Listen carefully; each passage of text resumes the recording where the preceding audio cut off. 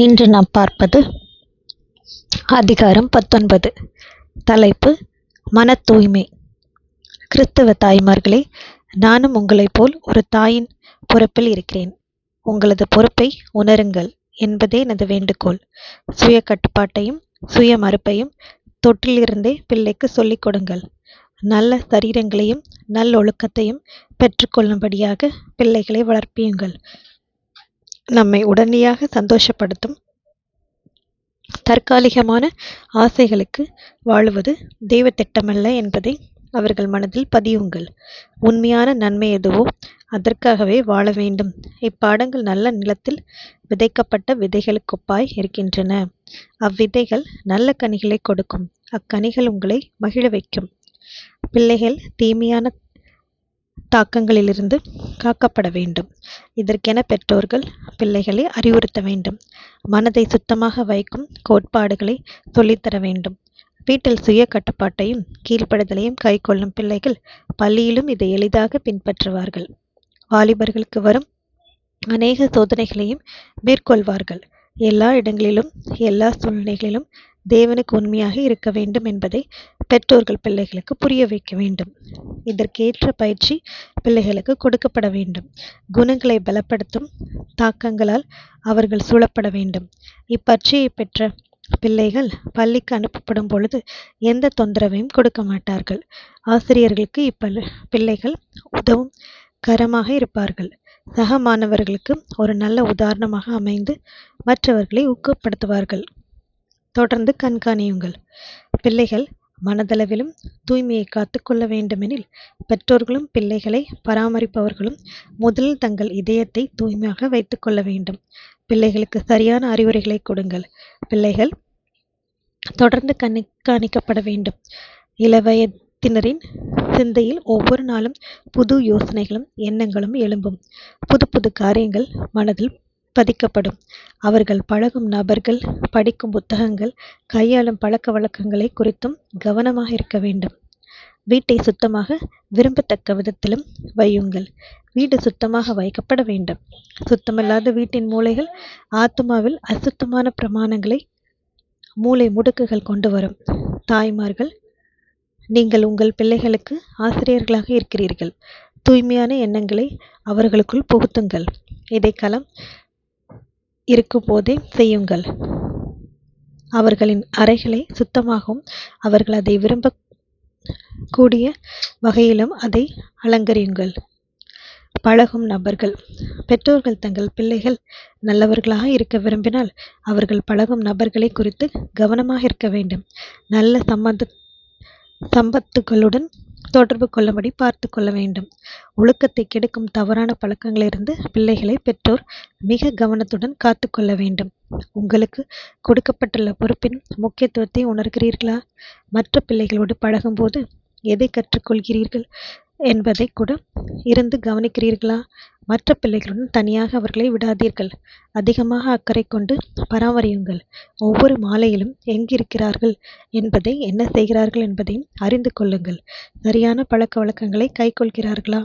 ஒழுக்கமாக இருப்பதை குறித்து அவர்களை அறிவுறுத்துகின்றீர்களா? இதை நீங்கள் செய்ய தவறியிருந்தால் ஒரு நாள் கூட தாமதிக்காதீர்கள். இந்த விஷயத்தில் நீங்கள் தவறியதை அவர்களிடமே ஒப்புக்கொள்ளுங்கள். தேவன் உங்களுக்கு நியமித்திருக்கிற வேலையை செய்ய துவங்கப் போவதாக சொல்லுங்கள். இந்த சீர்திருத்தத்தில் அவர்களும் உங்களோடு கைகோர்த்தும்படியே செய்யுங்கள். அக்கம் பக்கத்தை சேர்ந்தவர்கள் அவர்களது பிள்ளைகளை மாலையிலும் இரவிலும் உங்கள் வீட்டுக்கு அனுப்பலாம்.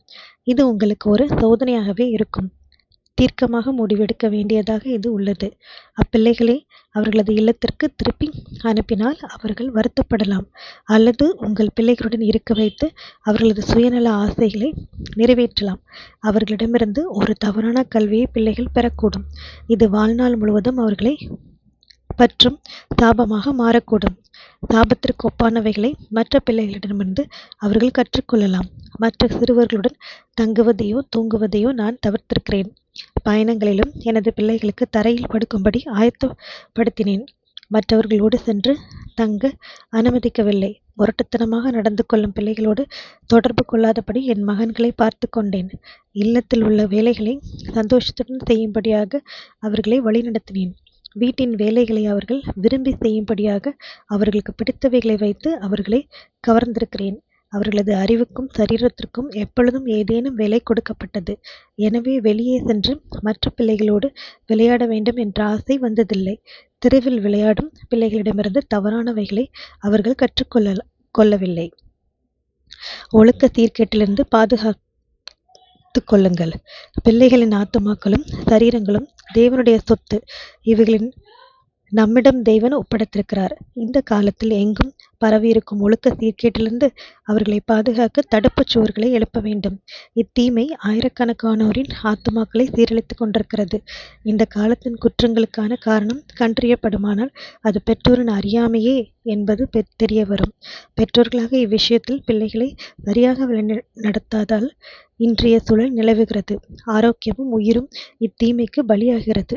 பிள்ளைகளுக்கு கற்றுத்தர வேண்டியவைகளை எல்லாம் கற்பித்து அவர்களுக்கு ஒரு முழுமையான கல்வியை கொடுப்பதே பெற்றோர்களின் கடமை. இது தேவன் அவர்களுக்கு நியமித்திருக்கிற கடமை. இதை செய்ய தவறினால் அதன் விளைவுகளுக்காக நாம் தேவனிடம் கணக்கு கொடுக்க வேண்டியதாக இருக்கும். இத்தவறு உங்கள் பிள்ளையை மட்டும் பாதிக்காது. ஒரு கலை வயலில் முழுவதும் கலைகளாக நிரம்பும்படி செய்யும். இதேபோல் உங்கள் தவறினால் உங்கள் பிள்ளையிடம் காணப்படும் தீமை அவன் தொடர்பு கொள்ளும் எல்லோரையும் பாதிக்கும். தூய்மையானவைகளால் சிந்தையை நிரப்புங்கள். நமது சுயத்தை மறுத்து அதை கட்டுப்படுத்தும் வாழ்க்கையே கிறிஸ்தவ வாழ்க்கையாகும். குழந்தை பருவத்திலிருந்து இப்பாடங்களையே நாம் பிள்ளைகளுக்கு கற்றுத்தர வேண்டும். கட்டுப்பாடுடன் நடந்து கொள்ள அவர்கள் பழக வேண்டும். சிந்தையிலும் செயலிலும் இதயத்திலும் தூய்மை இருக்க வேண்டும். பிள்ளைகள் தேவனுடையவர்களாக இருக்கிறார்கள். அவர்கள் கிறிஸ்துவின் விலையேற பெற்ற இரத்தத்தினால் கிரயத்திற்கு கொல்லப்பட்டவர்கள் என்பதையும் சொல்லிக் கொடுங்கள். இளம் பிராயத்தில் பிள்ளைகளின் மனங்கள் உண்மையானவைகளினாலும் தூய்மையானவைகளினாலும் நன்மையானவைகளினாலும் நிரப்பப்படட்டும். இது நடந்தால் மட்டுமே உயர்ந்தவைகளின் மீதும் தூய்மையானவைகளின் மீதும் அவர்களுக்கு ஒரு நாட்டம் ஏற்படும். அவர்களது மனமும் எளிதில் தீட்டுப்பட்டு கெட்டுப்போகாது. பெற்றோர்களின் மனங்கள் தரம் தாழ்ந்தவைகளின் மீது இருந்து கொண்டிருந்தால், அவர்கள் மற்றவர்களது குறைகளையே பேசிக் கொண்டிருந்தால், இந்த தவறான உதாரணத்தையே பிள்ளைகளும் பின்பற்றுவார்கள். பெற்றோர்களைப் போல இது பிள்ளைகளின் பழக்கமாக மாறிவிடும்.